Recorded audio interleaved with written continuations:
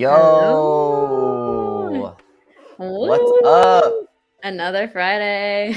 Another Friday. Happy Friday, everyone. Yes. Happy Friday to you, Grace. Happy We've done it Friday. again. Another Yeah, week. another one. How's the weather over there? Weather's good. Got our first snow this week in New York, our first real Oh, in New York City. cute. That's So so that fun. was fun. But now it's just, cold and whatever. Yeah. Hello, Mr. Dart Frog. Welcome, Ooh, welcome. I love your wow. frog. Yeah, I love that profile Beautiful picture. frog. Amazing. Welcome, welcome. Where is everyone coming from today? Let's put it in the chat. We always have the same question. Okay, I know. scratch it. No. But it's relevant. It's relevant. Do you have TikTok where you live? True. Okay, I feel true. like that question is always interesting because it's like we're talking about TikTok today, and like if you don't have it, it might be interesting.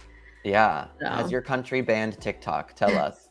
Um, Cool. Well, today we are diving in to talk about the recent dramas with TikTok. There's always some controversy coming out, and we're excited to talk about that and whether or not creators and marketers should be using TikTok at this point. We will see. Okay, we've got some TikTokers in the chat. We have TikTok says Shah. And Thailand. Very awesome. Hey y'all, please let me know before I post this mascara video. I guess because I'm assuming you're trying to post it on TikTok. Yeah. Yeah, maybe wait like 20 minutes and we'll go over what we think. And I'd love to hear what you think too. Mm-hmm. Hello from American living in Thailand. Hello. Cool. So let's talk about, I guess, the first big drama, which is something called heating, which has come out, which is TikTok employees being able to override the algorithm and put content that they see fit on the FYP. This is like a recent headline about how, maybe TikTok is not actually as based on the algorithm as we all thought. Dun dun. Do you have any thoughts about this, Grace? Yeah, I mean, I found out about this week, and honestly, I wasn't super shocked because I think at any of these social media companies, there's going to be some level of like, at the end of the day, there are people who are monitoring these algorithms, who are engineering them, who are working at these places, and there's like some sketchy shit that can go on. Oh, sorry, swear word. But there's some sketchy things that go on, and I think that at all social media companies, there's probably some level of like a video, they can push a video further in the algorithm or on the trending page or Sure. whatever. Like I remember there's like a lot of controversy or discussion around the YouTube trending tab for a while, which is like this tab on YouTube that shows the most popular videos. And if you look at it, it's not all based on view count. Like there are some videos there that aren't like, they don't have millions of views. They have maybe 100,000 or something. But it's like, okay, well, why is this considered popular? Like, what is the formula behind that? And people have tried to figure it out. And I think a lot of them have concluded like there's some level of like views or like to dislike ratio or just like comments and people talking about it. But there wasn't like this one single formula that people were able to find. And so people thought, yeah, maybe the YouTube team is just pushing certain videos. So I think this is like not crazy to me to think that like there are people at TikTok who are also pushing certain videos in the algorithm. But I think why it feels bad is because TikTok has made this brand and there's so much like lore and discussion around like how people can go viral on TikTok. And maybe I think that I have this fear now of like maybe all the people that have gone viral or blown up on TikTok, it was really because they had some sort of help from inside TikTok. whether they asked for it or not. But maybe it's like this feeling that you can go viral on TikTok is not as real as it seems. So if you're a creator today who is trying to like push your content on TikTok and go viral, maybe it's not as easy as it sounds. Yeah, definitely. It makes you wonder, like, does this make you lose faith in the platform as a whole? Because, yeah, like, I think, I don't know, just anecdotally, like, it's not that hard, I think, to go viral on TikTok. Like, you know, once in a while, you might have a video that hits really well. And, like, that happens to me at least. And I don't know anyone at TikTok, right? But, Right. like, it makes you think, like, especially these days, when your video goes viral, most often, like, you're not getting, like, tons of followers. Like, you're not going to become an overnight influencer or whatever on TikTok.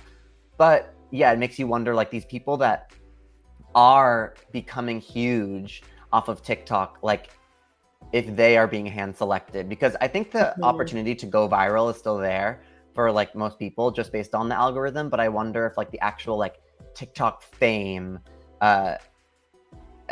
goes beyond, like is handpicked. Right. Because it seems like we have like, yeah, these like cases of like influencers on TikTok who are just super famous, like seemingly for no reason, when they're making content that's like pretty similar to everyone else. Right. So that makes me wonder. Right. I also think that, you know, TikTok doesn't have a great creator monetization program at this point. They have one in place, but it's not, people aren't making a lot of money from it. So a lot of their brand and why people create on TikTok is riding on the fact that there's this dream that you can get big and get a lot of viewers quickly. So I think they will do, they'll do a lot of things to keep that feeling going. Yeah. And maybe it comes down to, pushing certain videos for a creator multiple times so they get big really fast. Yeah. And other people see that as an example and are like, oh, I could do that. And then they're, putting a lot of hours into it too. Yeah. Well, it's really interesting to think about, like, I don't know if this is true, so obviously bear with me, but like, it makes me think about like K-pop a little bit, like how they train these K-pop stars and like hand select exact ones that they think are going to like be huge stars. Like TikTok could be doing that, where like they're seeing all these videos and they're seeing who's like gaining a following, but from there, they're able to say like, okay, this person has the look or the feeling of like someone we want to represent TikTok, and then just like completely blow them up manually, because they want them to be like the next face of TikTok. I mean, I kind of makes me feel that way. Yeah. I like at this point, I believe it. I would not rule that out. It would make sense. Like they want their ambassadors, like to be exactly who they want. Like they can handpick their ambassadors now pretty much and just reward them. And so like those people will probably never criticize TikTok either, because like why would they? They've been helped out by the algorithm. So yeah, interesting. Right. Kind of I also scary. think that this is not like in the recent weeks, this is not the first thing that about TikTok's internal employees that has come out. There was a few weeks ago, I think it was a Forbes article. Some news outlet covered that TikTok had been actually kind of spying on US journalists using through their internal privileges. They could, or like tracking locations of journalists through the app, things like that. Which obviously that's another level of scary. That's like, oh shoot, like they have all this information about our safety and like our locations, things like that. That's another feeling of that comes up with this, is like they're kind of tracking us, and they have a lot of information at their fingertips basically. And we're, by using the platform, by posting on it, we're kind of putting power in their hands to some degree, as you would with any tool or software or anything you use. They have the information, they can do what they want with it. And obviously they're bound to like privacy policies and legal policies and things like that. But I think that's the other thing, is like, how well is TikTok regulated right now? Maybe not as well as like we'd hope, or as well as Facebook or these other bigger social media companies are, because TikTok is newer and they've grown so quickly in such a short amount of time. Well, that's crazy too, because I feel like Facebook has gotten into a lot of trouble as well recently about regulation stuff. So like, That's yeah, true. if TikTok is even less, makes you think. And it makes you think about how recently US Senator Josh Hawley Mm-hmm. said that he wants to ban TikTok nationwide. I know we've talked about this before. And is it ever going to happen? Who knows? Like, honestly, I don't know that I believe it. Yeah. But yeah, this Republican Senator Josh Hawley, you might have heard a lot about him during he got into some trouble during the insurrection on January 6th. But he says that he is going to introduce a ban on TikTok in legislation for a nationwide ban. Right now, it's banned just in for government devices, Mm-hmm. federal government devices. But yeah, he believes that TikTok is China's backdoor into Americans' lives. It threatens our children's privacy and mental health. I will introduce legislation to ban it nationwide.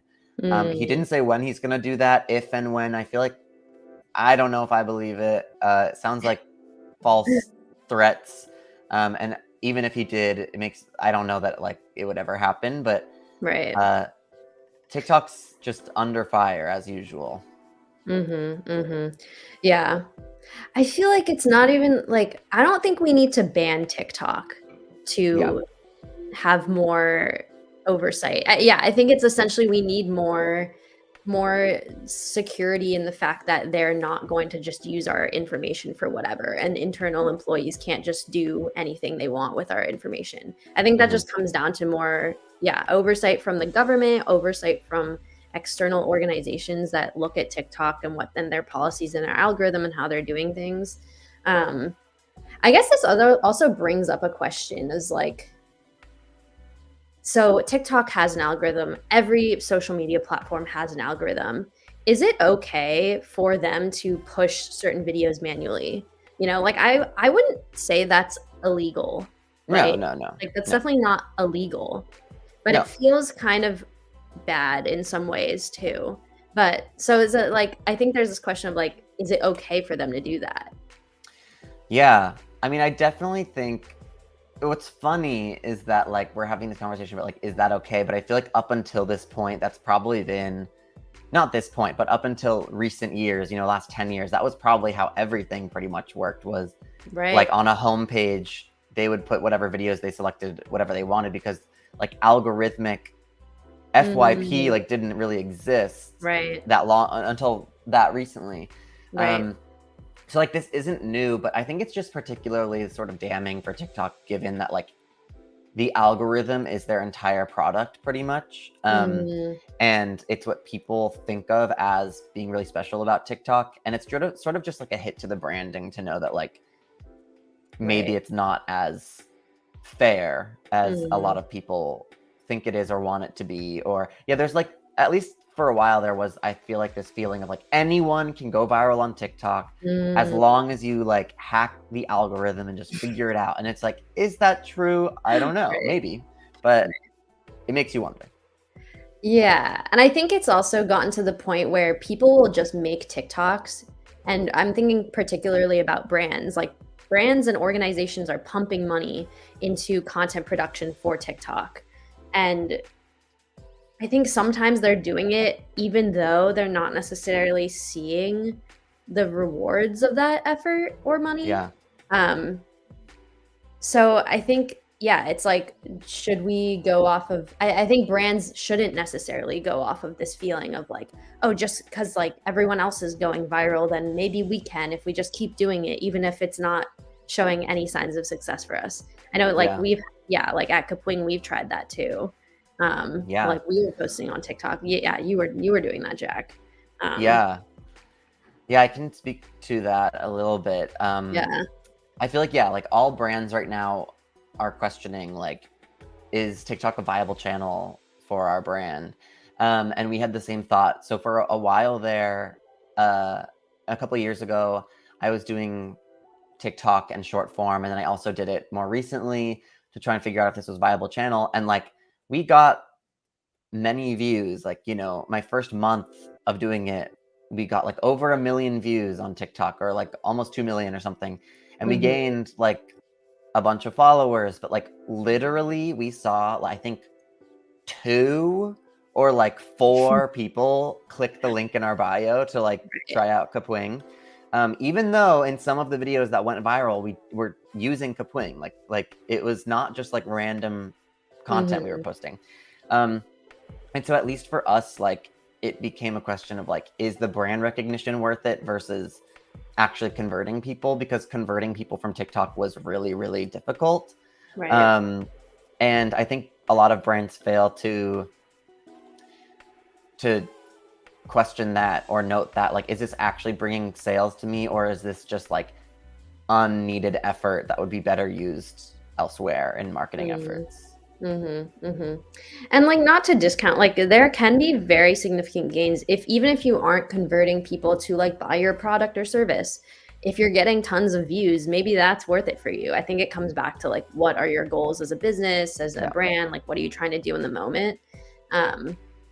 But yeah, I think at the end of the day, you have to come back to, is it worth it for the effort it is? And I think this is, so this news of like this heating that they're pushing videos internally kind of feels like it's bringing a little bit of their brand down, in my mind. Yeah. Also, like I don't think that like TikTok will ever reward a brand in the same way that it could reward certain creators with this heating, because like they don't want anyone else's brand to succeed. They want to own everything pretty much. So like I've even noticed, this is anecdotal, but I did TikTok for Kapwing like a couple of years ago, and then I also did it more recently, a few months ago. Same amount of time, and like the second go around was much harder for us to go viral. And I have to wonder if like branded content just doesn't do as well these days. And it's harder for brands to go viral. I think that also comes the idea that it's like a more crowded playing field comes into play. Maybe there's some element of people are not as willing to follow random accounts they come across anymore, because there's just so many, and you're mostly focused on this feed and going through the videos there. Because I know their creator fund was based on this idea of like, all the creators on TikTok in the program are like, make up this pie, and each creator, based on how many views they get or the engagement, they get some portion of the pie in like actual money. And so obviously, as more creators join, that pie, the piece that you gets smaller. So we already know they've actually used that framework for a huge thing like monetization before. So it's like, I wouldn't put it past them to use that for other areas of their product and experience. We have some people who say I use TikTok for promoting new channel on YouTube. I think that's smart. Only use TikTok for quick announcements or funny skits, but the actual content that's useful, YouTube is the place people go. Interesting. Some people are sketchy about TikTok spying. And